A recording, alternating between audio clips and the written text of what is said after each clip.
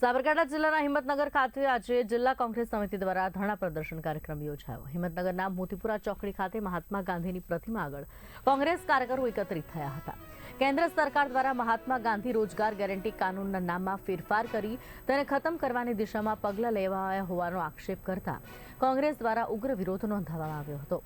કોંગ્રેસનું કહેવું છે કે આ પગલાંથી ગરીબ, શ્રમિક, શોષિત અને વંચિત વર્ગની રોજગારથી વંચિત રાખવામાં આવી રહ્યા છે, તેમજ મહાત્મા ગાંધીના નામ અને વિચારધારાનું અપમાન થઈ રહ્યું છે। ધરણા દરમિયાન કેન્દ્ર સરકારની નીતિઓ સામે પણ તીવ્ર વિરોધ હતો। કોંગ્રેસે ચેતવણી આપી છે કે જો આ મુદ્દે સરકાર આ નિર્ણય પર પુનર્વિચાર નહીં કરે તો આવનાર દિવસોમાં વધુ ઉગ્ર આંદોલન કરવામાં આવશે। આ ધરણામાં જિલ્લા કોંગ્રેસ પ્રમુખ સહિત વિવિધ હોદ્દેદાર અને મોટી સંખ્યામાં કાર્યકરો પણ ઉપસ્થિત રહ્યા હતા।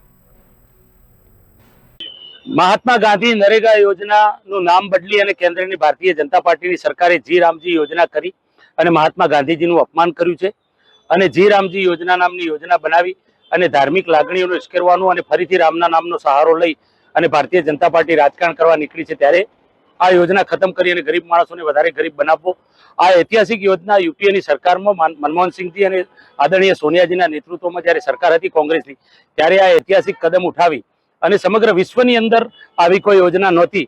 ગામડાનું અર્થતંત્ર મજબૂત થાય, ગામમાં લોકોને રોજગારી મળી રહે અને ગામડાનો ગરીબ માણસ પલાયન કરી અને બહાર ન જાય એ માટે આ યોજના કરવામાં આવી હતી અને આ યોજના ખૂબ સફળતાપૂર્વક ચાલતી હતી।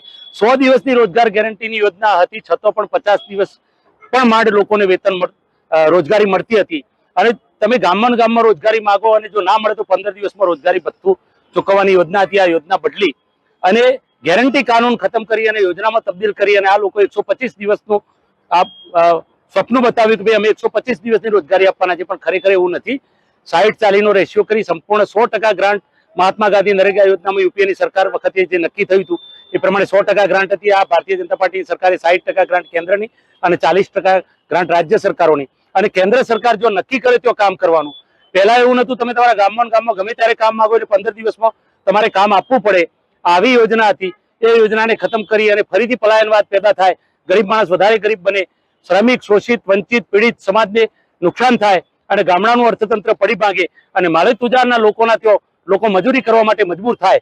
ઉદ્યોગપતિઓની આ સરકાર ઉદ્યોગપતિઓને લાભ કરાવવા માટે અને ઉદ્યોગપતિઓને ફાયદો કરાવવા માટે હમણાં પણ શ્રમ કાનૂનની અંદર ફેરફાર કરી અને 12 કલાકનો જે નિયમ અપનાવ્યો એની સામે પણ સ્વયંભૂ